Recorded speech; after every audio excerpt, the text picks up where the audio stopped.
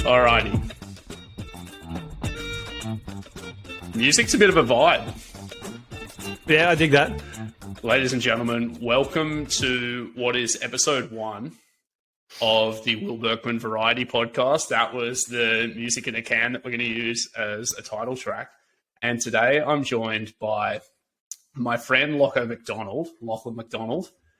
And I'll give you a quick rundown of who he is and why I want him to talk. But before I do that, I should probably explain a little bit about the concept of this podcast, because podcasts are sort of, by nature, quite indulgent things. And I already have one. So this one is extra indulgent. But it is extra indulgent with a purpose. So I'm wanting to talk to people about things that I personally find interesting.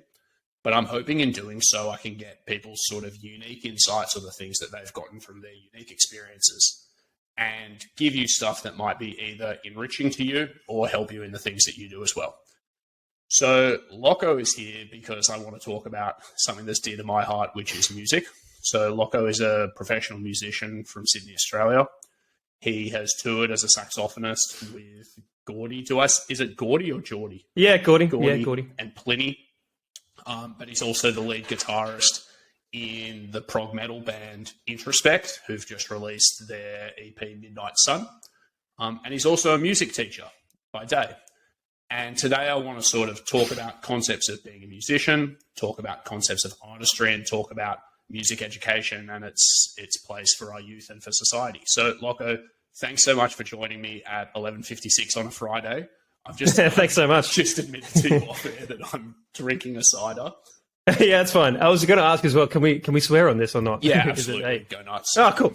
Sounds good. Think of this as like very discount Joe Rogan, where I don't have the audience and I don't want to denigrate the quality of my guests, but I don't think I'm going to be having Miley Cyrus or anything anytime soon. No, fair enough. And I don't think we know enough about elk meat to be talking about it as well. No elk meat, no DMT, but swearing is absolutely admissible, so that's fine. Shit, yeah. Did I miss anything in your intro, by the way? No, you pretty much covered it all, yeah. So currently on school holidays, that's why I'm free on midday on a Friday, so it's been really good. But you covered pretty much everything. Cool. Well, let's dive into the deep discussions. So, sounds good. Music to me is something that I've always sort of struggled to express this concept. But on the one hand, it's deeply intellectually stimulating, and you can sort of think on very, very deep levels about music theory. But on the other hand, the practice of playing music, and particularly the practice of playing music with other people, requires sort of presence of mind and a flow state that's kind of antithetical to deep thinking. And so the fact that you have this activity that can be very meditative and at the same time very rewarding of deep thought is kind of strange, but also, I guess, a huge part of the appeal to me. Do you see those two elements of music as sort of separate things or things that feed into each other? Yeah, I wouldn't say too much separate. They are very linked, but the key difference in both of those ideas of listening to music and playing music is that the amount of brain function you get from listening to music is vastly different to what you get when you're playing music. There's been so many studies done about what happens when we listen to music, and there's parts of the brain that light up that don't previously light up when they're reading a book or turning on the TV or going for a walk or something. But when you're listening to music, your brain is on fire. When you're playing music, your brain's not just on fire, it's exploding with like a nuclear bomb effect, essentially, to put it analogously. So the difference between listening and playing is vastly different, but also they do feed into each other with the kind of connections that are made in the brain. That's why it's so important to start music education so young in kids, because the new connections and neural pathways that are made when playing music and listening and enjoying music as a child, it just kind of feeds into the neuroplasticity that they have early on in their lives. And I was a textbook example. Like I started playing when I was about 4 or 5 and, just mucking around, and then playing with other people since I was about 6 years old. So that kind of progressed into this, people say I'm weird, which is fine. I like that. But it was, I don't know, I think more neural pathways were made for me when I was younger. And, I was good at music and not many other things, but that was what I focused on. And that's what really helped my or everyone's brain develop, I guess. There is something you said you're kind of weird. I can't put a word to it, but there is something about the sort of sense of humor of musicians that is like instantly identifiable. And it's really strange. One of the funniest guys that I interacted with during high school were my drum and guitar teacher. They both made me laugh effortlessly, but in such a sort of offbeat way. And it is very much a sort of looking at the world differently and expressing things differently thing that I just can't put a finger on. It's interesting you spoke about the difference in brain activity between just listening to music and listening and playing. I read this book ages ago called This Is Your Brain on Music. And in that book, the author sort of cited this African culture that doesn't actually have a separate word for singing and dance. He sort of said like bodily movement and expression of music is so interconnected to the experience of music for these people that they don't even treat them as separate.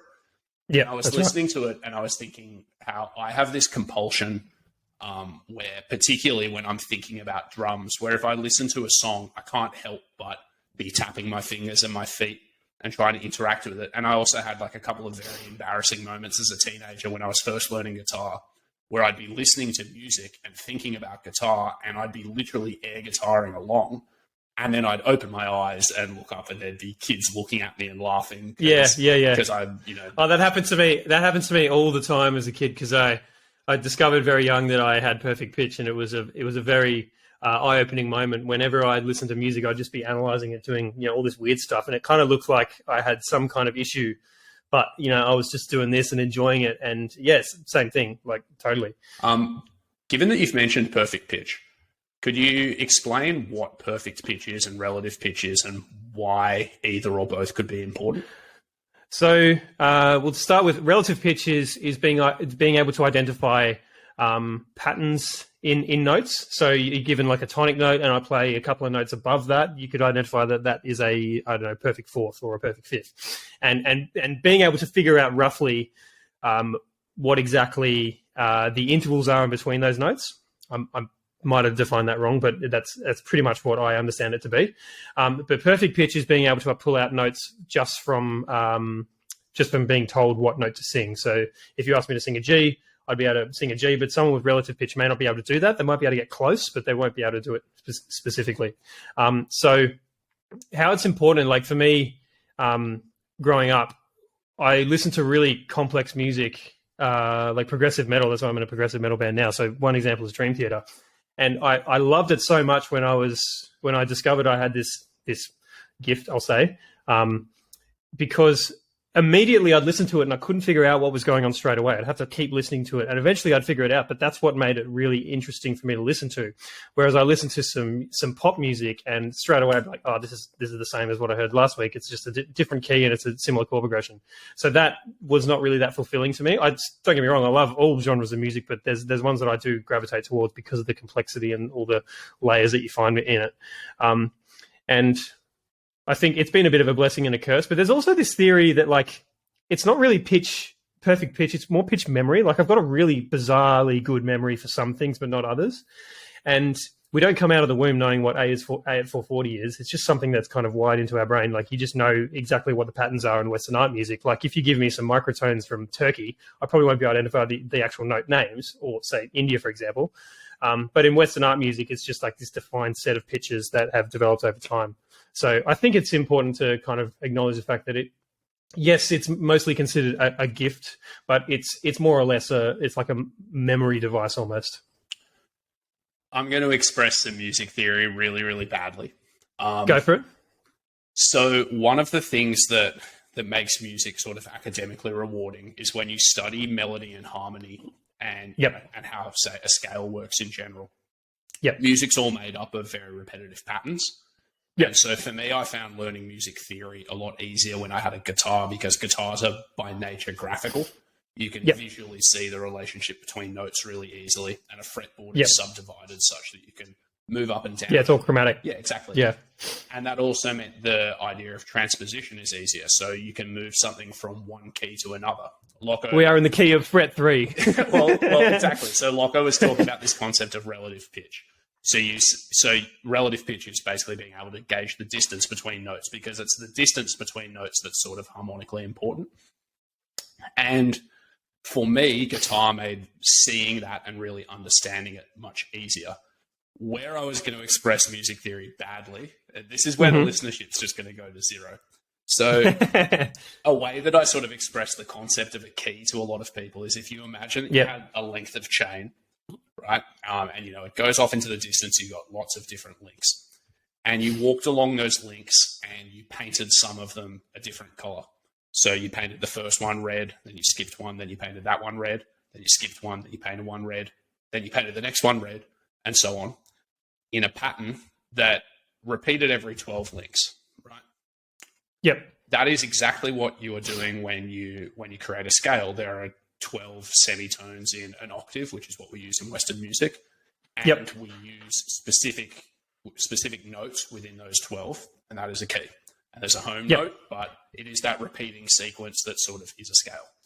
Yep. And if you were to get that chain link, that link of chains or whatever, and take that exact same pattern and just pick up the colored chains and move them up or down one, you are doing transposition, right? The pattern remains exactly the same, but the starting point's different. And so an understanding of relative pitch and harmony makes thinking about music a little bit easier, because you can see ideas that are sort of recontextualized for what they are, which is the same idea. And that's what you were talking about with pop music. With perfect pitch, was it as intuitive to you to realize that, you know, the concept of jumping from A to C is the same as the concept of jumping from C to E? Or is it like qualitatively different? Well, I will correct you there. So A to C is going up a minor third, but C to E is going up a major third. So, yeah, good. Of course, you foiled again. Anyway, so what it was like, being able to identify the key areas was really good for me when I was younger and learning. But the same intuition would still be there. I'd be like, oh, we're just in a different key now, and I'd still be able to do the same patterns because I already knew what they sounded like based on a different pattern. It was like each scale or tonic note would give me. So I'd sing, a D major scale, I go da da da da da da da da da. If I say I sing a D minor scale, I go da da da da da da da.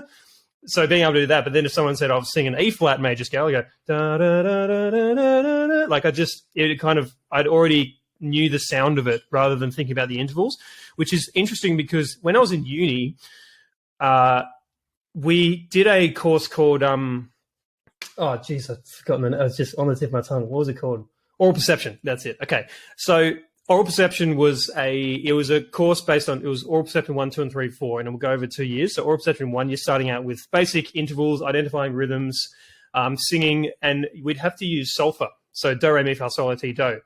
And I actually really, really struggled to sing in solfa because they were asking me to basically use relative pitch or an understanding of a one tonic note to go up.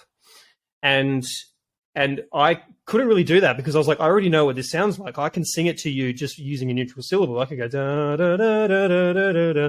But if I use solfa, I would have to then put the intervals that are in solfa into the pitches and then cross them over, which didn't really work with my brain because I already knew what it sounded like. It sounds arrogant, but I did. And the other thing was that they played us like you would do in Music 2 in the New South Wales syllabus, where you have to do rhythmic and melodic dictations.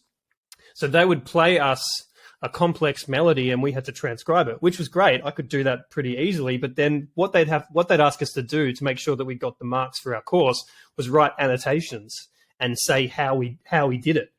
And the start of the course, I just wrote, I just did it this. I heard a C and I put a C in.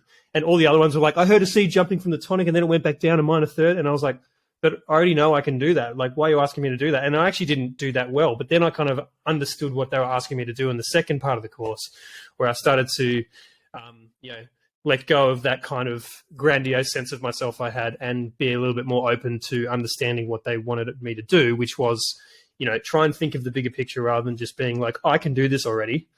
And so it was a big learning experience. But what came from it was that I actually became a lot better at transcribing and being able to identify patterns really like much quicker. And my rhythm has always been shocking, especially in sight reading on saxophone. When I started at uni, I was dreadful at it. But when I was starting to transcribe rhythms and transcribe melodies and doing the different rhythms and stuff, the improvement that I noticed in being able to identify rhythms quickly just went from here to here. So, it was a long-winded answer to your question, but I think that basically covered it. Yeah. Well, it's interesting that you think about music in a way that's maybe different to other people, because I want to ask a bit about how you process music when you're playing. So something else about music that I guess this is part of why music requires you to sort of let it flow a little bit is that you are rhythmically bound. And so, particularly when I'm, say, playing drums, if I'm thinking too much about what I intend to do, then I've missed the time to do it by the time I have to do it. So it's like your behavior almost has to lead your thought in a way, but at the same time, subconsciously, there's something going on. And it's kind of true as well when you're playing melodically. If you're improvising on your guitar or whatever, or you're just singing a melody, you kind of have to know where you're going to go before you do it. You do, yeah. And every time I think about what I'm trying to do next, it throws me out completely. I just kind of let it happen, because there's a great quote from Charlie Parker where he says, pick up your instrument and practice until you can't practice anymore. And then when you get on stage, forget about it all and just play. Well, that was going to be my question for you is how much of your playing is led by thought and how much is it just emerging from you? It's a mixture of both. If I know a song really well, I have the confidence to be able to move in between things that I wouldn't have tried before. But if I'm a bit less confident with a certain pattern or particular skill, then I'm less inclined to take those risks.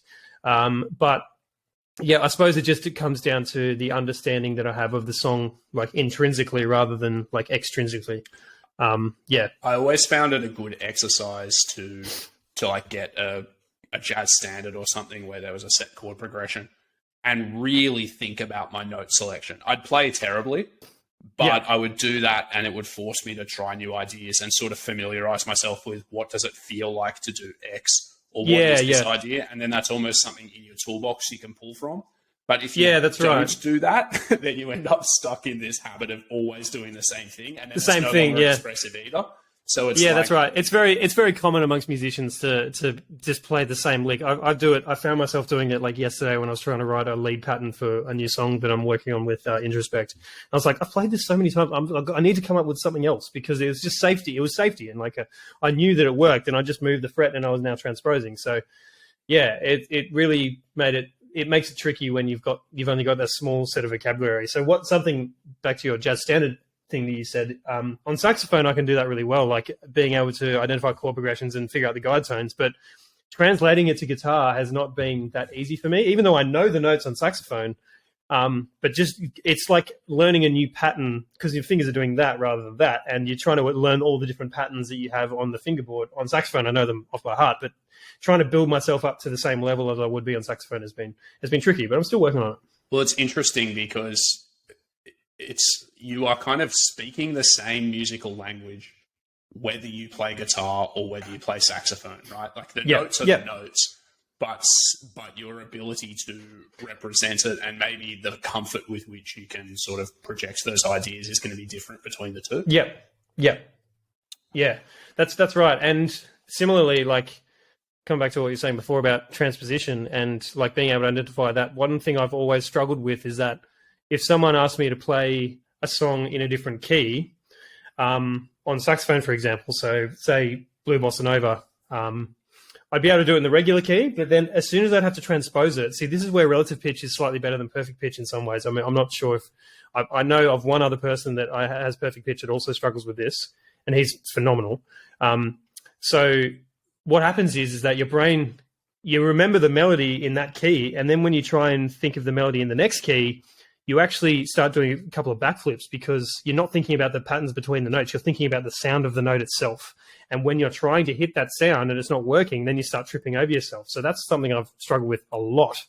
I've gotten a little bit better at it, but it's more because I know the sound of the note and I just need to move it up. But once I do know the sound of the note, it doesn't quite what I think it is. And then it just, like you already now, I'm still doing backflips in my brain just trying to figure out what it is. But see, relative pitch people on a saxophone would have a I believe would have much less trouble doing that because they are identifying the positions between the notes rather than the actual sound of the note itself. Yeah, I imagine it's like trying to think of, your partner, but with really different skin tone, and then never think of them as normal because you're imagining them as, looking like they're in The Simpsons right now or something. And Yeah. it would just never be natural. I'm glad they might have kidney problems. Yeah, maybe.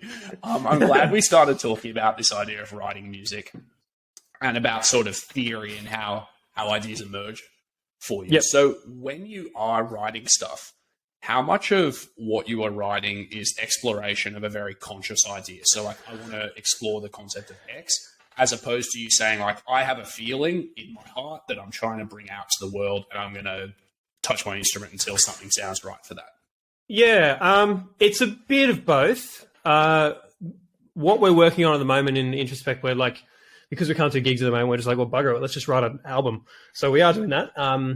But one of the songs that is going to be on the album, it started as, I was like, I need to write a song. I want to write a song in 7/8. I think it's a really interesting time signature, and I just want to just chuck it out there and see if I can make it like kind of interesting and catchy, but not too complicated, because there's heaps of songs out there that, are in 7/8 and they just sound really, really complex, but that wasn't my goal. So when I started, it just started with a little motif on piano, and then 3 hours later, I had a full song. But what I was doing was just kind of following a thread. Like as I was writing something, I was like, oh, this could be cool here.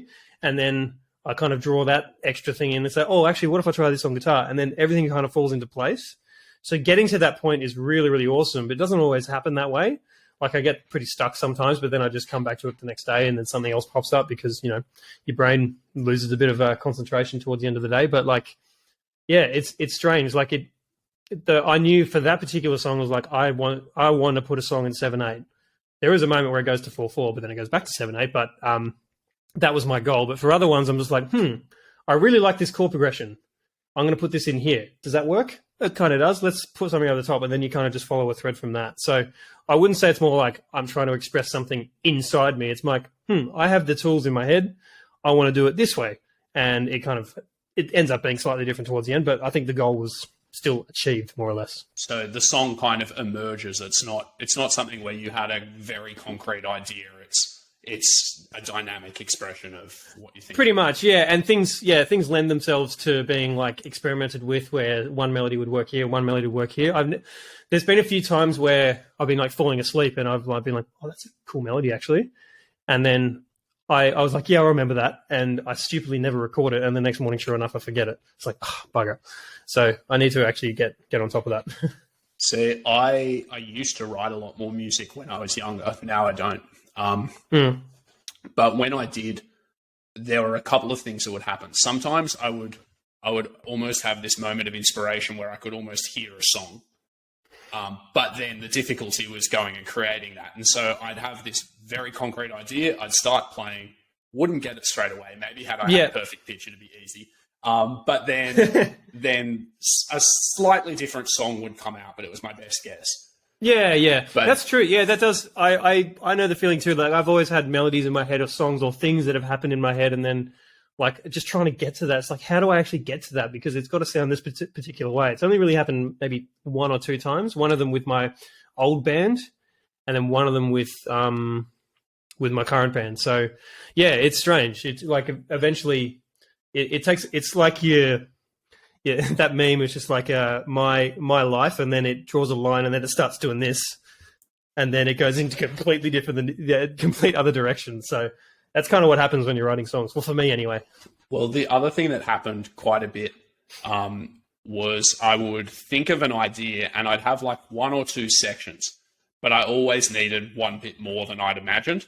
Yeah. And then that was the bit where often I'd have to put on my thinking hat and say like, what kind of goes here? Or if I was lucky, I'd have another couple of bits that didn't quite work and I'd switch them.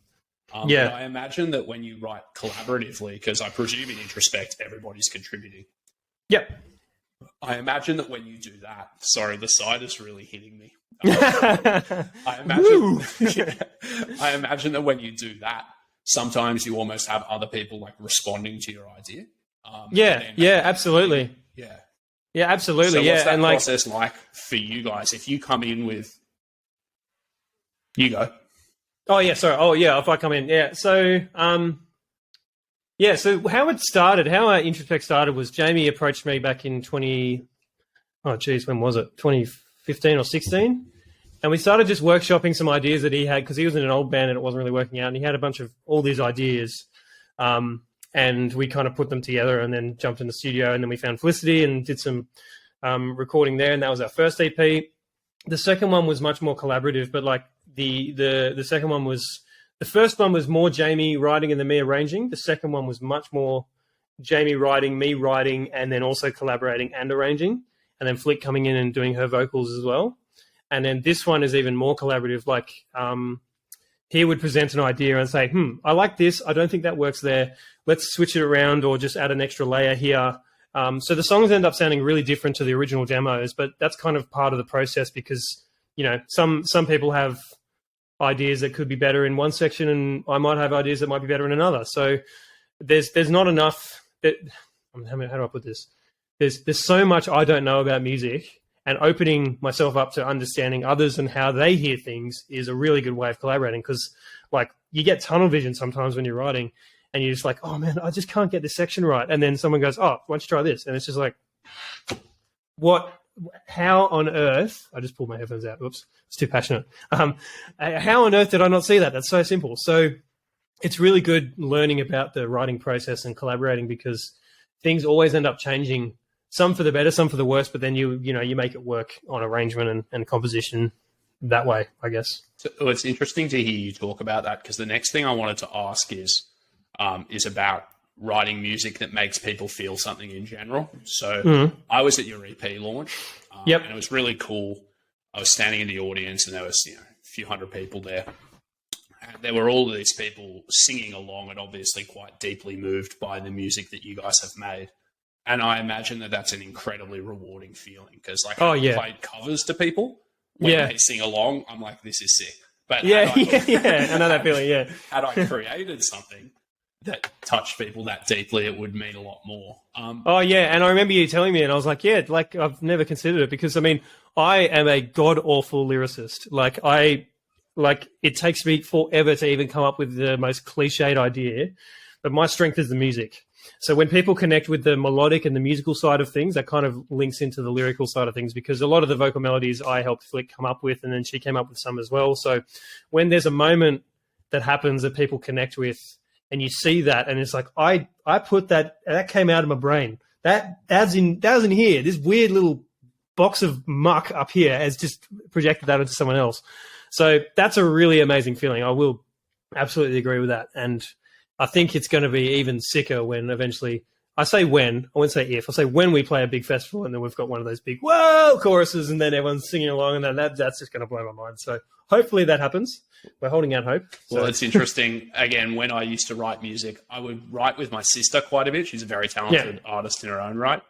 And I used to kind of say, if I could express an idea really well in words, I don't think I'd have the inclination to try to do it in music, because music has that degree of abstraction that lets you sort of just convey a vibe. Yeah, so that's right. I completely understand what you were talking about. But I guess what I wanted to ask is, you're obviously touching people with what you do. And when you show something to the band, there's something that you show them that they resonate with. Yeah. How do you know that your artistic ideas are being received the way that you intended for them to? Or do you not even really care? It depends. Like, I think it comes down to the initial reaction. So as long as, if I send them, I literally sent them a bit of a demo yesterday because I was working on this lead line, and the first thing that people said was like, man, this is sick, like really cool. I was like, that's all I need. That was just like, as long as they're happy with that particular section. But then something else might happen where we start writing on another section, and then that section has to change, which is fine with me. I'm happy to let go of things if it means it'll benefit the whole song. And I will flog Jamie a little bit here, but back in the past, he used to write a lot of things on Guitar Pro that were almost technically impossible to play, and we could barely do them. And we got into the studio, and Chris, our producer, was just like, this sounds shit. We can't do this. So sorry, Jamie, if you're watching. And then we're trying to get past that, but now we're writing a lot more, I think, mature music for what we're doing. And like, to be fair, Jamie's a phenomenal guitarist and he writes awesome stuff. But it just kind of got it's that writing on like MIDI instruments, you know, playing fret 3, 5, and then going to 24 in the space of a semiquaver, which that didn't happen, but that's an exaggeration of what happened.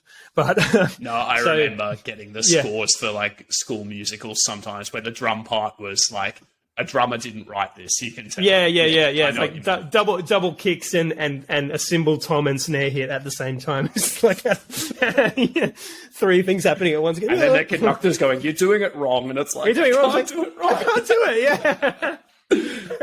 Yeah. No, That's so true. Yeah. So I Love want to Jamie. I want to talk a bit about Introspect generally. So you guys make prog music, and if I were to try and sort of define prog a bit, part of the point of it is to sort of push musical frontiers and experiment with like tweaking or stepping outside of musical conventions. And so, you know, it is by nature progressive, and it's also, like you were talking about earlier, it sort of requires a little bit more of the listener, but that's also ultimately what makes it rewarding. And then on the other end of the spectrum, there's pop music, which you said you still enjoy in its own right, but pop is sort of designed for digestibility. And in order to do that, it sort of sticks within musical tropes very much more. That's right. Yeah. And so I guess the first question is, do you think that prog only really exists as a sort of reactionary movement? Interesting that you'd ask that, because I think in some ways it does. But in other ways, it's artists trying to express what they can do. And as a side note, we're going to move a little bit away from the kind of prog tagline, because, you know, in the scene, you know, prog is definitely congruous with old men standing in a mosh pit just doing this and going, which we don't really want to do. Like, I mean, that's cool and it's awesome that people are doing that and that's what they want to do. That's great. But what we want to do is just, you know, get the pit happening and have our music with really happy moments and big chorus, like big massive choruses, but then really dark, heavy moments, which kind of brings in all the elements that we grew up with listening to in the band. So to answer your question, I think prog has got a lot of elements of kind of self-indulgence almost. But it's not a really bad self-indulgence where you're just unaware of what you're doing. It's a really interesting genre, because it does push the boundaries of what is capable on an instrument that you didn't realize before. Like, you know, the keyboard player of Dream Theater, Jordan Rudess, like you watch his hands when he plays a song. It is phenomenal. Like, this guy can play 3 million notes per second, and it's just like, it's just nothing to him. So seeing that is awesome. But like, you put that in a pop song, it's not really going to be, not going to be that relevant. So I think there is an element of like, oh, look what I can do, but also this is what I'm feeling. This is the song that I want to write. So it's a long-winded answer to your question, but I think that's basically it. Well, it feels a bit yin and yang in some ways, in that like I have moods where I want to listen to Tool or something, right? Yeah. And it's like, I like being challenged. It's not comfort music per se.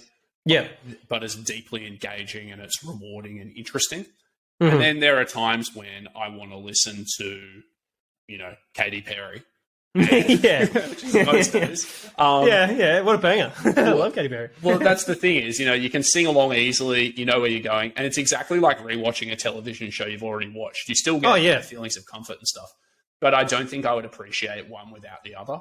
No, that's right. Yeah, it may, like I started to go back to the TV thing. I started watching Squid Game yesterday, and I've started watching it too. It's really intense, but then after like the 3rd episode, I was like, I think I need to watch The Office again, just to like reset my brain to be like, oh, I feel comfort now, because it's a really intense show. So I was like, oh, okay. So yeah, I agree with that. So, you know, I don't listen to Dream Theater 24/7 every day, but I love putting on a song every now and again. It's like, I love that song. And then I put on Into You by Ariana Grande, because that is a banger. Yeah. And it's a simple song, but it's awesome. Well, it's like, you know, you and I play in the covers band, and a couple of our best received songs are like 3 and 4 chord songs. Oh yeah, totally. Like it's the digestibility. Things. Yeah. Like, what a banger. Everybody flips out for that song every time. And then we'll play a 7 or 8 minute mashup of like 4 songs. and it's more complicated. It's still, to be honest, not that complicated, but like, yeah. It doesn't touch people any more deeply by virtue of being more complex. It's what does it make them feel in that context? Yeah, I guess so. And I think the way that we divide the set list by set 3, we're playing all the small things, and everyone's absolutely pissed out of their mind. So that's when they go, "Oh, the small things." Exactly. So I want to continue this whole sort of discussion of what it is to be prog. Yeah. The reason I wanted to ask that reactionary question is because I think you're right that sometimes it can be quite self-indulgent, and particularly bad prog. There's lots of memes about bad prog that are deserved kicks at bad prog. Yeah. But do you think that sometimes when people try too hard to pull themselves away from musical convention, they almost like dilute their artistic ideas? Yeah, I think so. Yeah, there's a lot of pandering. Yeah, to add a bit of context to this thought, which maybe you can respond to, one of the reasons I think that we have musical conventions is because some of them are very effective. And I almost think that like pulling from convention lets you convey ideas very easily. It's like in a movie when somebody's sad and it starts raining and it gets a little bit more grayscale. And it's like, they're sad now. And then there's a montage. Like, it's a very effective. Gonna need a montage. It takes a montage, but it carries you through the feeling. And the same thing is true in music. If we move from chord 5 to chord 1, people feel resolution. That's important. Yeah, and I think totally. I think sometimes people, when they're trying too hard to be different, they see like the right tool for the job. They go, "Oh, here's a nail. I have a hammer, but like fuck the hammer. I'm going to slam my palm on it instead," because they want to do something differently. Yeah, that's right. So I guess I wanted your response to that thought. Yeah, I think the dilution of the artistic vision can absolutely happen. I don't want to name any examples because just the risk of being called an absolute chump. But that, and I can't really think of that many. But honestly, this is episode 1. The more you call people out, the more attention I get. So let's do it. I will avoid being cancelled for now. But so yeah, I think there's definitely a dilution that can happen because I think as long as you have, if you are just true to the vision that you have for the album that you're writing and you just stick to that and that's what you wanted, then sweet. But as soon as you start doing the things that you think that are required, that are not required, or you just want to be different for the sake of it, it's just not going to work. Because if anything, it's just going to be detrimental rather than advantageous. So a good example is the band Periphery. Absolutely love them. They're an amazing band. And they are the biggest shit posters on the planet. Their most recent album is called Periphery 4 Hail Stan. And all the comments were like, wait, why is it called Hail Stan? When they did the announcement, they were just like, oh, it's a typo. It's a typo. Don't worry about it. And it was still, but they were just messing with people. But they've always said like they're going to write what they want to write, and they don't give a shit about what the fans think. But that's what makes them awesome because they don't really give a shit. They're kind of progressive metal gent and all that kind of really crazy sound. But they haven't ever pandered and wanted to make it commercially successful. They were just doing what they wanted to do. And so in that sense, they were writing what they wanted to write, but they didn't change the way they did it just to pander. Whereas you can go the other way. You could be pandering and then you try and push the boundaries even more. And that's when you lose fans. And they constantly have, on April Fool's every year, they post a song. The really funny thing about the song is it's a really funny song, like lyrically, but all the musical ideas, they sound completely nothing like Periphery, but that's why it's so funny. Like there's one moment when there's a breakdown and it's all straight rhythms and they're moving up chromatically in chords and then the breakdown happens and then they move chromatically down in chords and you think about it and you laugh even more as a Periphery fan because you go, they would never do that. That is so funny. Why is that so funny? And like that's just music nerd stuff coming out. So I actually want to jump way ahead in the itinerary because you said that. Because one of my questions was, isn't it weird that we can have musical jokes? Yeah. But the fact that we have musical jokes says that we have a bit of an eye for context and appropriateness. Because, absolutely, yeah. I remember my favorite definition for humor is that humor is about subverting expectities. And that makes me laugh every time because it's both true and demonstrative. Yeah. But the fact that we can have musical expectations, again, I think brings us back to why prog can be rewarding is because occasionally subversion of it is rewarding in the same way that like having having characters who surprise us by being dark and light in a movie is rewarding. But it also means that we can have musical jokes. And so something that you're guilty of really annoyingly when we rehearse is misappropriating musical ideas. Yeah, playing half a step out for no reason. Yeah, if you play half a step out, people hear that it's wrong and it hurts, but it's funny. Yeah. And if you play the wrong melody over a song, like I'm constantly sending you YouTube videos where there's a song and then suddenly somebody's laid in another melody over the top and you're like, no, this is wrong. But it's so funny. It's so funny. Yeah, no, I agree. Like having that musical joke, like even the lick, like the origin of the lick of just people playing this one little pattern over the course of like 50 years and someone identified that, put it in a compilation. That's now become the biggest meme in music. Like my year 10 students literally play the lick as they walk into the classroom and I have to physically ban it because I'm just like, I'm sorry, don't play the lick when you walk in. I hate it so much. I don't hate it. I love actually it. don't know what the lick is. You don't know what the lick is? Wait, is that just the pentatonic thing on guitar? Like da-da-da-da-da-da. Yeah, right. Okay. Yeah. So that's another one. What you mean? Yeah. So, and also the other one is, I've sent you one before of the guy who makes jingle.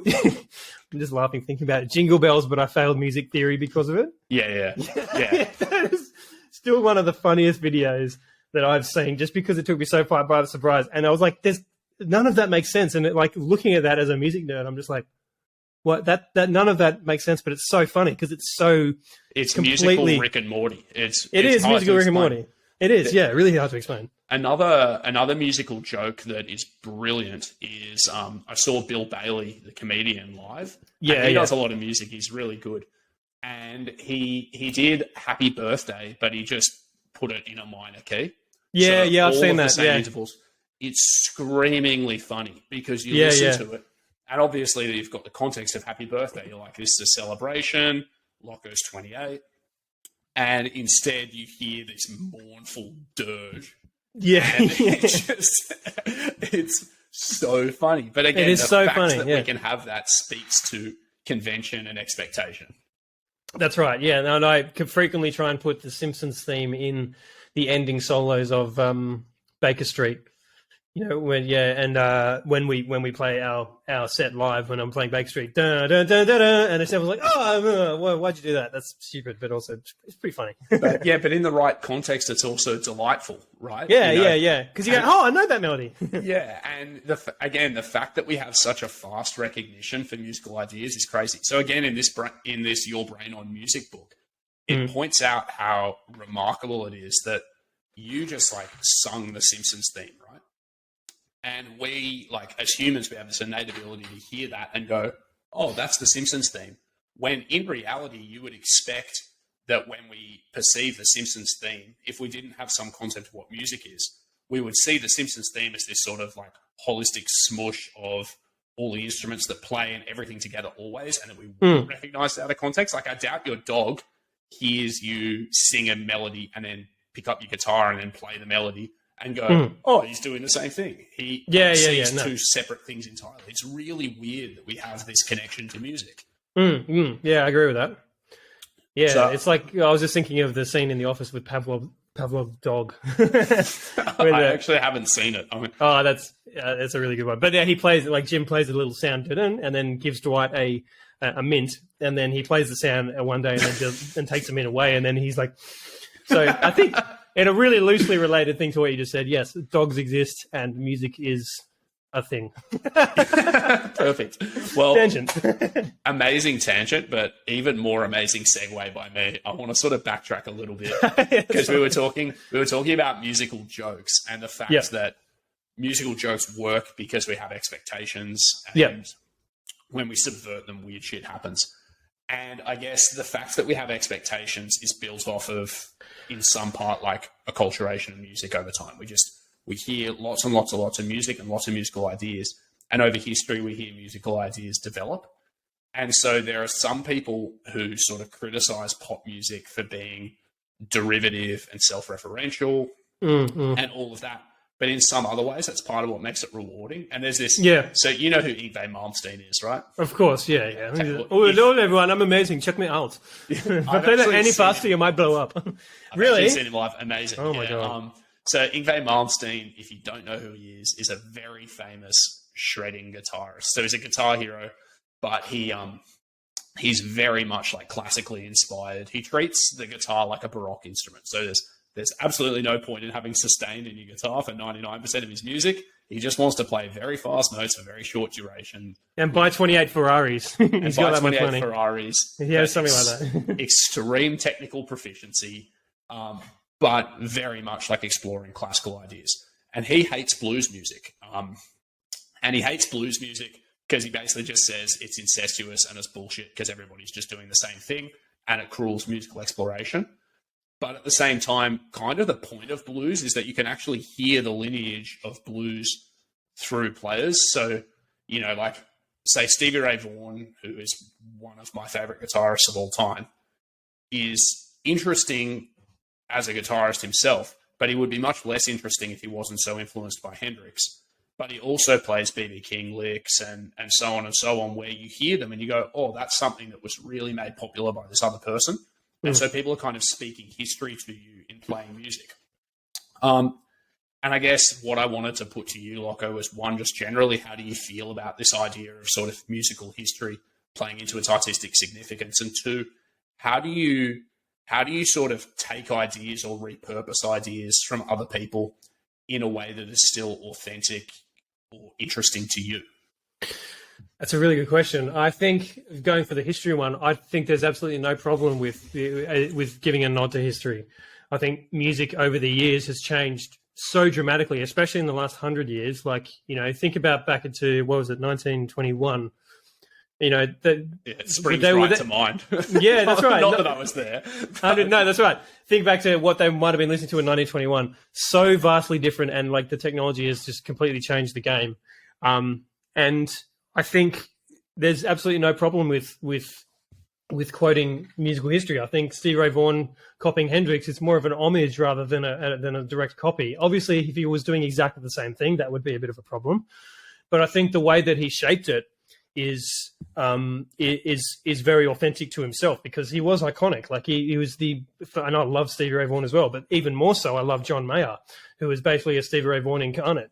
And he's extended it even further. And like he said himself that he loves Stevie Ray Vaughan to death. But he is just, I reckon John Mayer is one of the most phenomenal guitarists ever, because he's kind of paying homage to what came before him, but he kind of pushed the boundaries even further and came up with all these incredible solos and melodies and blah, blah, blah. So I think there's no problem with acknowledging history and paying homage to it, as long as you're not completely ripping it off, which goes into my second point, which is the saying, good artists borrow, great artists steal. Obviously, you don't steal it directly because you will get sued. But if you write something that has kind of similarities or kind of more theoretical similarities to what you are being inspired by, then there's no problem with that either, because, you know, as you say, pop is a bit more of a self-fulfilling prophecy, or whatever it is that you said before, I think. Is that what you said? Self-referential. But self-referential. Yeah, similar. Okay, so pop is like that. I mean, that's, you know, the 4-chord progression has literally been the bane of pop's existence since like the 80s. But there's still new ways that it's coming out that sounds really interesting. You listen to a song like Africa, and it's just the most incredible, beautiful song. And then you listen to the song Forever Young by, not the Village People, who's it by? Youth Group is Youth Group. That's right. Recent one. It's by Ant or something. There's another, not Animal Ant Farm. There's another Alien Ant Farm. Is it? No, there's another band who actually did it first, who I can't remember. But Youth Group are the one that I think the OC or whatever played. Yeah, that's right. Yeah, so they're both incredible songs, but then like theoretically they have the same chord progression. And same with You're Beautiful by James Blunt, exactly the same chord progression, but they've all got their own identity as a song. So being able to use those kind of things that came before and use it in a really conscious way. Perfect example is our song Mjolnir, which is the song that I wrote 90% of. The middle bridge section, the chord progression is like this kind of weird modal interchange section where it goes from minor to major and all these kind of cool sounds, which I really love. But I was inspired by a piece called Lux Arumque by Eric Whitaker, which is a choral piece of music. There's one chord progression in there that moves in such a particular way. It is so satisfying to hear. And I was like, I've got to put that in a different key, but in a different song. It wasn't a direct steal per se. It was a different point in the song, and it was used in a different way, but it was inspired by it. So I think that's where, being equipped to understand how music changes and how you can borrow things but not actually completely rip them off is basically what's been happening for the last 100 years anyway. So, well, you can sort of take advantage of familiarity in order to introduce people to a new idea. So it's a bit, again, like bad analogy, but actually a good analogy, I'm going to say. It's like cooking. If you want to introduce somebody to a new flavor, you can introduce a little bit of spice to an otherwise familiar dish, and people can pick out the thing that is different because it's against a backdrop of similarity. And also that similarity gives them the comfort to maybe branch out and experience it and appreciate it for what it is. Yeah, absolutely. So if you throw heaps of change at them, they're like, well, I can't even tell what's spice and what's just random shit here, Yeah, here's a kilogram of garam masala to go with your cream. No, that's not going to work.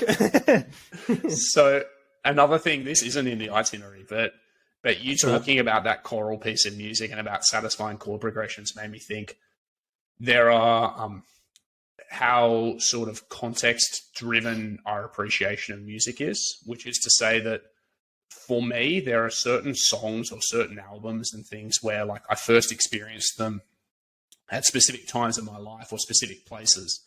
And that music then evokes that feeling or that reminiscence in me in a really, really powerful way. But it also means that some of those musical ideas hit me really, really hard.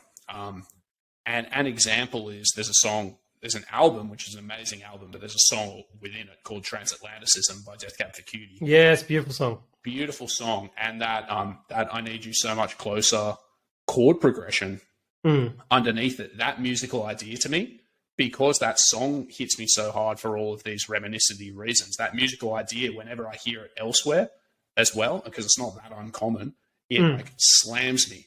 And it's really interesting how our sort of individual experiences can then drive our appreciation of music in other contexts. Big time. Yeah. And every time I hear this same chord progression, like obviously I didn't come up with it, but every time I hear that, I'm just like, oh, that's from, that's from Lux Arumque, or like it's just making those connections, which I think is really cool.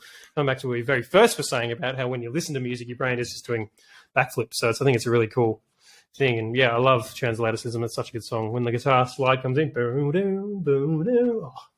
beautiful. Well, and I mean, that particular song, I'm going to go ahead, I'll recommend that people listen to Midnight Sun. But once you finish with that album, you should get Transatlanticism, and you have to listen to it top to bottom. I honestly think I'm going to just say it's the best album except for Midnight Sun that's been released since the year 2000. Yeah, I can agree with that. Up there with By the Way by the Red Hot Chili Peppers. Well, by the way, this is my argument. But let's have this argument. By the way, filled with bangers, it's a very satisfying album. But I think Transatlanticism is kind of a concept album. I don't know if they would call it a concept album, but it sort of deals with growing up and growing apart and young love ending and feeling loneliness and all of this stuff. And it takes you on this musical journey. And it's got unbelievably beautiful music all the way through it. But one of the reasons why the track Transatlanticism is so powerful is because of where it lands in the album. And it's sort of sandwiched between another song that's quite epic in its own right, but it has a very drawn out intro where you're sort of just coming down from this one epic and then you get hit with this other one that just tears you to bits. Yeah. But then it's immediately followed by probably the most fragile and pulled back song in the album, which is again made more powerful by context. And it's a beautiful sequence of music. If you were to hear even those 3 or 4 songs with Transatlanticism as the second last one, if you heard them in a sequence and you weren't moved emotionally, then I can't help you. Can't help you. Yeah, you got issues. But they're not lap sitting there going I felt nothing. Yeah. Yeah, but by the way, it's got I'm not I'm not saying that Death Cab album is not amazing. It's definitely a concept album, as you say. But the By the Way is just like, but Anthony Kiedis is singing, "Kiss that me," and that's a cool song. I mean, By the Way, like when I first heard that, and I think I could say this for only a small number of songs, but the songs that I would say it for all have stood the test of time. And some of them came out 40, 50 years ago, and they hit me like this the first time I heard them. When I first heard By the Way, my cousin, Emma, had brought her Discman with that album, and my family were going out on our boat, and she let me listen to it. And so I was just sitting in the cabin of a boat listening to that album for the first time, and I was like, holy crap. Like, yeah, it's an amazing album. It's really cool. Bangers galore. And I remember listening to By the Way, the song itself, and then hearing him say "dope dick" and just thinking that was really rude and going, "Oh, I'm listening to a rude song."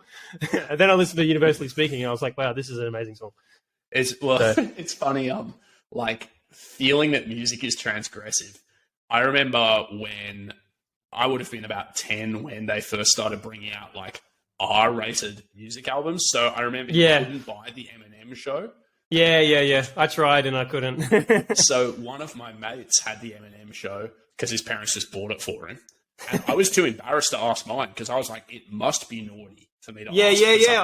I remember that too. Yeah, I used to listen to it all the time. Mum was like, don't listen to that. It's rude. Well, it was certainly rude, but my mate just burnt me a copy. Yeah. And I remember listening to it and feeling like twice as excited because it's like, oh, I'm not meant to listen to Eminem. Like he is saying like, come on her tits. I didn't even know what that meant at the time. But he said it and I was like, oh shit, and that was an important part of the experience of that music. Like, it was. Out of context. Yeah, that's right. Yeah. You absolutely cannot. You cannot say what you just said on a podcast out of context. Somebody's going to snip that and be like, episode 1 cancelled. Cancelled. Episode 1, we had a good run. So I want to circle, like you did a few minutes ago, all the way back to the start of our conversation, which is sounds good. The way in which we think about music. Yep. And talk about music education and why it's important. So you spoke about like neuroplasticity and things in young people. Yep. When you work with kids learning music now, what types of growth do you see in them as people and as thinkers and as musicians through engaging with music education?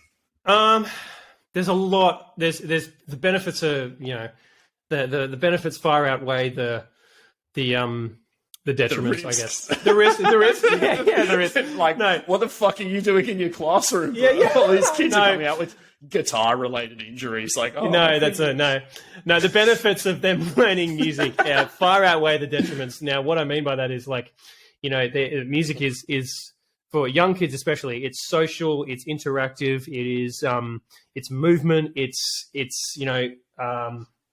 physical. It is contextual. There's so many things that are good for it. And even like, as much as I hate to admit it, playing recorder, like, it's a really, really good thing for young kids. It is the worst instrument in the world. It's actually one of the oldest instruments in the world. It was used in the Baroque era, and it's been bastardized into this, like, young kids blowing into it as hard as they can and then turned into memes. But that's okay, because if they're learning about it, they're creating those neural pathways, and they're so easy to play, like, making instruments and making sounds and just playing the sounds and then relating that to what they're seeing. There's so many benefits to it. But with the older kids especially, like, for me as a classroom teacher, I try and make it relevant to them. And so when we're like, in the New South Wales syllabus, we've got the concepts of music. Everything we talk about is relating to the concepts of music. Every exam we do, every assessment task has to relate to the concepts of music, which is okay because they all are relevant. But they're all for those that may not know, the concepts of music is like, duration, tone, color, texture, pitch, structure, and dynamics and expressive techniques. Those 6 components is what make up music according to the New South Wales government syllabus. So for the students in the older years, I just try and make it relevant to them. It's like, all right, guys, give me a song, as long as it's appropriate. Give me a song that you like. Go. Okay, what's happening here? How are we hearing this? What's actually going on? So I try to make it relevant to them, and then go back to like the older stuff, so like orchestral music, and say, oh, what we're hearing here is actually in that song. So what I'm saying is you should do music, and it's the best thing ever. So very, very loosely. So, yeah, I think in the older kids, it's just trying to make it relevant to them. But also, once they kind of, you can see that they understand it, trying to foster that intrinsic motivation is super duper important to me because, you know, there's kids that are just not naturally musically talented. That's fine. As long as they've got something that they did and they made and they're just proud of it, that's fine. But then you do see the kids that are really, really like gifted and you just try and foster them as best you can because it is so important to give them that supportive environment for them to grow their passion. That's how I started. Like I had my music teacher, Rosanna. I started when I was younger. I started at her place called Rosanna's Musical Jam House, and it was all just about having fun with music. And if I didn't have that experience, I probably wouldn't be where I am today.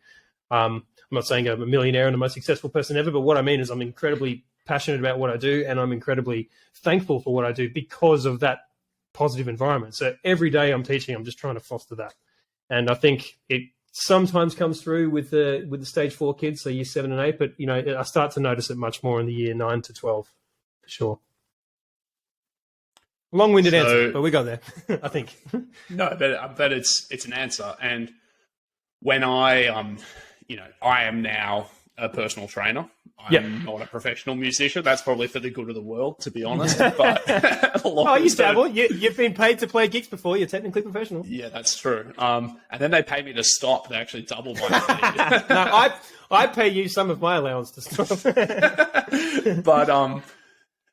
But what I was going to say is there's a lot that I think I learned in trying to learn music when I was younger that are sort of generalizable skills that I've taken to teaching myself, whether it's teaching myself the actual practice of lifting weights, which is what I teach other people to do, or whether it's engaging with theory and thinking about theory as it applies to lifting weights. Yeah. Because music is this thing where, like, deliberate engagement with an activity and practice, but also play, so explorative practice, where you try things and see what you can learn by doing stuff wrong, but then you also dedicate yourself to mechanical mastery of a skill within what is right. Yep. Both of those things yield improvements in mastery. Yeah. And that's a principle that you can take to pretty much any field of life. I think it's so important. But the other thing was just realizing that my dedication to a craft would be rewarded with improvement. And it was improvement in the case of music that was demonstrative and that got you positive feedback. Because when you play something to people that sounds nice, almost invariably they respond really well. Yeah. And I think music is just like such a universal human experience and like a universal human language that gives you a chance to explore those things in a way that's just so powerfully rewarding. I wouldn't have traded it for the world.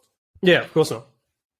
Yeah, I agree with that. I think there's definitely much to be said about doing things properly, as you said, and then giving that to give your own potential in growth.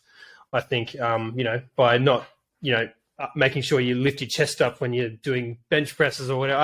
I don't really know what I'm trying to think back when you trained me back in 2018, lifting your chest up and making sure the form is good, because that kind of gives, you're better suited to lift heavier weights if you do get to that. But it's the same with music. If you sit down and practice it and you understand it, and then that kind of, it exponentially grows your potential for the better, for sure. Well, you can break a hard musical problem into digestible musical problems until suddenly you're doing something that you thought was beyond your level of mastery, or your level of mastery is increased to capture it. And again, I think that that's a skill that we take into the rest of life.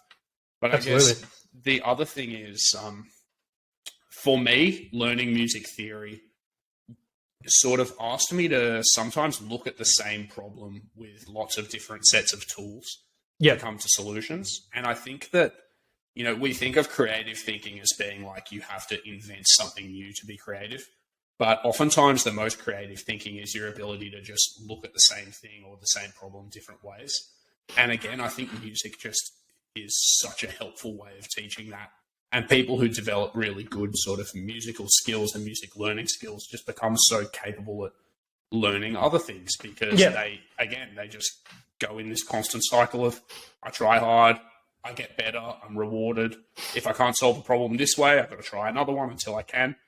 And so you get better. And totally. I think music education is the coolest thing ever. It is, yeah. I've never thought I would be. Well, sorry, that's not to say that I wasn't never going to. the passion kind of grew for me because of the amount that I thought I knew, and then also I would be able to share. So, when I lived overseas out of school after I finished school, and I was cricket coaching and doing all bunch of things around the school and like helping out teaching and assisting in classrooms and stuff. And then the passion kind of grew because I just enjoyed the feeling of helping those that didn't know something before know something now. And it kind of grew even further once I arrived back into Australia and, did my degree and finished it off and then got the job. And, there are really difficult moments. There's really, really tough moments that you go through when you are teaching because not everyone gets it. And, you have those really shocking days sometimes, but the rewards that you get for seeing someone progress and excel, the far outweigh the risks, if you will. Well, final thing I want to talk about does have a bit to do with risk, is about performing. Yep. So how integral is performing music, do you think, to the experience of musicianship generally? I think it's one of, if not the most important thing. And not people, so sorry, I'll try that again. Not many people like performing. And I see this with students that I have in my classes currently. And I think it just comes down to confidence because as the 5 Ps state, proper preparation prevents poor performance. And I say that all the time because it's the biggest cliche ever. But do you know the 5 Ds? Dodge, duck, dip, dive, and dodge. Yeah. Yeah, it's good. I'm glad we got there. Anyway, if you dodge a wrench, you can dodge a ball. So, I think performance, you don't have to. If you want to be a musician that doesn't perform, great, that's fine. You don't have to. But I think in order to grow as a musician, if you are so inclined to become a musician, like a professional one, you have to really know how to perform.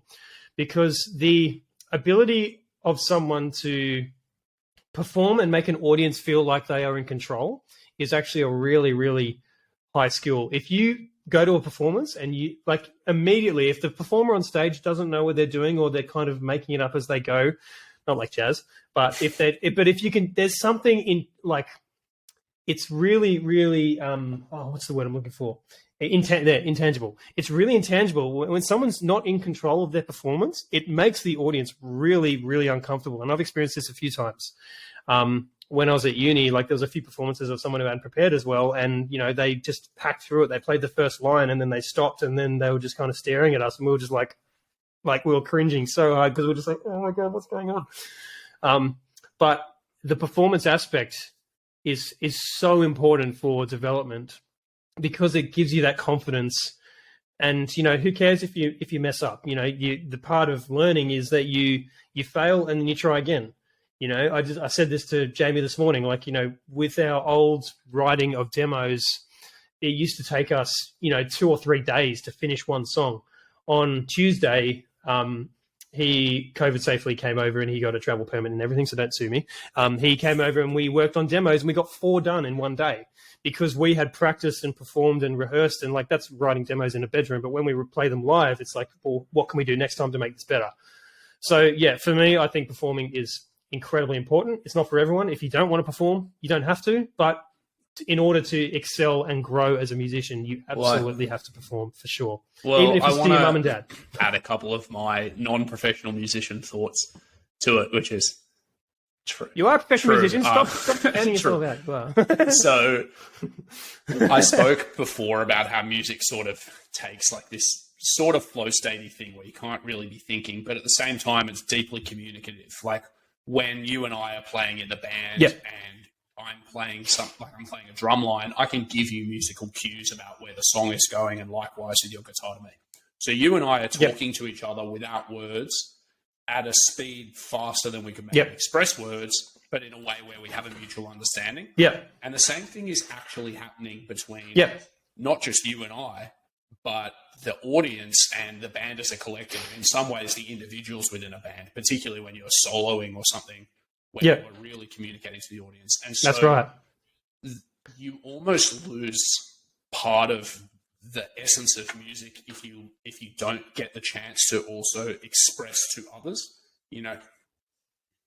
Totally, yeah. And like, here's a perfect example. So for those that, well, I mean, if you want to, you can come to one of our gigs in Sydney when they eventually start back up. So we play in a band called the Ronnie Darlings, which started as our good mates Dan Lim and Cam Simmons. They were just playing as a duo, and they had never played as a duo before back in 2016. And then I joined as a saxophone player sometimes, and then I jumped on drums. And then we got my mate Chris to join. And then my really good mate who I played music in high school, Robbie, he joined as a bass player because, you know, I'd played with him for years and we just wanted him to be playing again. And he's big Dr. Rob and he loves his pizza. He is a doctor actually, by the way. And then Will joined when Cam went overseas to live with his now wife. And then he's come back. But the amount, I was just going to say that the amounts, like I always have loved Cam's playing. He's a phenomenal guitarist. And he was always really good at learning things, but when I was playing with him, it wasn't as easy to kind of connect. But what was amazing to witness with Dan and Cam especially was, like, I'd already been performing by this rate when I joined, and I wasn't to say, like, oh, I'm better than these guys, I don't want to do that. That's not what I'm saying. What I'm saying is that the development that I saw in those two, with how much they improved in their communication and performance within the ensemble, was just phenomenal. Like, I can yell out to Cam now, we're in the key of C, just play a solo, and then he does it, and then we react to each other and we play and we have so much fun with it. Same with Robbie. Like, I've trusted him with musical ideas since we were in year 8. The very first song we played together was Can't Stop, and we've been playing music ever since. And him and I understand each other because we perform so much together. So, like, I could look at him and do something weird with my face or my arm when I'm playing guitar or drums, and he would know exactly what to do, and then he'd do the same thing. And that connection is, like, I'm just getting so excited thinking about it now because you get to do it again soon, hopefully.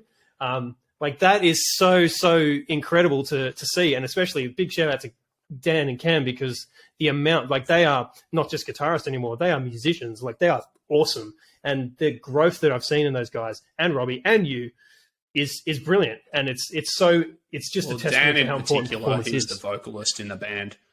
It's kind of fallen on him oftentimes to be leading the band structurally. There's sort of like a dark triad within the band of yourself, me, and Dan, often trying to sort of communicate structure to each other. But Dan is so effective in small nuances in his playing and in his singing to tell us what's happening. But the same signals that are talking to us are talking to the audience as well. And as a front man, it really is very important for him to do it. So I guess bringing all of that back together is to say that performing itself is enriching because it widens your experience of what music is. And so... Absolutely. And it just makes it so much more fun. And, you know, there's times where you perform like complete shit, which is fine because, you know, I've had heaps of gigs where I've just I absolutely bottled that. And it's the worst feeling. It's not because of not preparation. Like, I don't get that much nervous anymore, but like when I did, it was awful. Like one of the worst feelings. But you take that experience and then you just say, I'm just going to practice harder next time. The audience's ability to sort of discern your fuck ups is so much worse than you would expect. But also the degree to which it ends up not mattering is extraordinary. Like, sun still rises the next day. I've played some pretty bad gigs. And I've even fucked up at times where I felt really guilty. Like, I was an HSC accompanist when I was in year 9 or 10.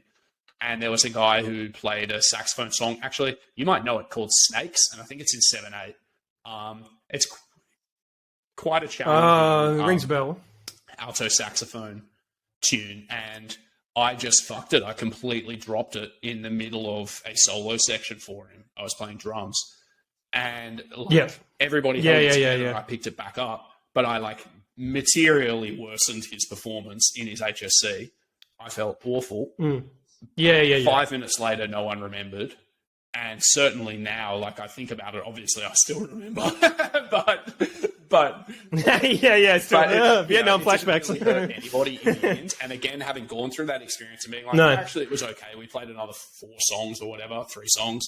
And he killed all of them. It was fine. When that happens, and it happens in front of people in real life and so on, you eventually go okay, mistakes are part of music, but a small mistake doesn't mask the intention of what we're doing here, you know? Of course not. Yeah, and it's all about how you deal with it. Like, as an HSC marker myself, if someone made a mistake as an accompanist in performance and the main person we were marking got through it and they managed to find it again, we'd actually probably give them more marks because they I'm gonna managed to write deal with it George so and well. tell him that actually I was doing him a favour, in case he still remembers. Yeah, don't take it from me. I haven't been agency marking for very long. He did. I could be wrong. My school put together an all-stars ensemble when I was in year 11 or 12, where they got people from the past 6 or 8 years and sort of made this like mega band that I drummed for. And he came back and he gave me a pretty dirty look. So off the Christmas card you're off list. the Christmas card list. Look, Loko, it's been really good fun. Thank you so much for doing it. Thank you. Much better than I expected. No, thanks. I'm like I said, I was happy to fly blind because I think I like being. Part of my job is being under pressure and going. I go by the 3-step teaching policy where I take 3 steps into my classroom and go, "What do I teach today?" Those are my 3 steps. Yeah, that I actually do plan, but that's like one of my lecturers at uni was just like, just do the 3-step policy. What to teach today, and then you get. Yeah, so I like flying blind. So thank you for the opportunity. Cool. I've had a lot of fun, and it's good to catch up. Well, you're still thank ugly. you for all of that, particularly the last bit. Your final job, though, is let everybody know where they can get in touch with you, where they can look up Introspect stuff, anything else you got coming up. Yeah, sure thing. So, we're currently writing our next release. It's very, very early days, so don't expect it to be released anytime soon, but we are in the process of it. Our socials are at introspect.oz. My personal socials are loko.mcd if you want to give me a follow. Just looking forward to playing gigs again and see as many people as we can. Is that Introspect.oz or AUS? Okay. No, sorry, Introspect AUS. Sorry, yes. Yeah, and if you want our darker side, not darker side, it's more of our shit posting side. You can also follow introspect.voidposting. And that's pages basically run by me. And if you want to see what stupid things we get up to behind the scenes, sick. Give that Thank you so much, man. We'll wrap this up here. Perfect. Thanks, Bill. Cool. Love ya. You'll see the upload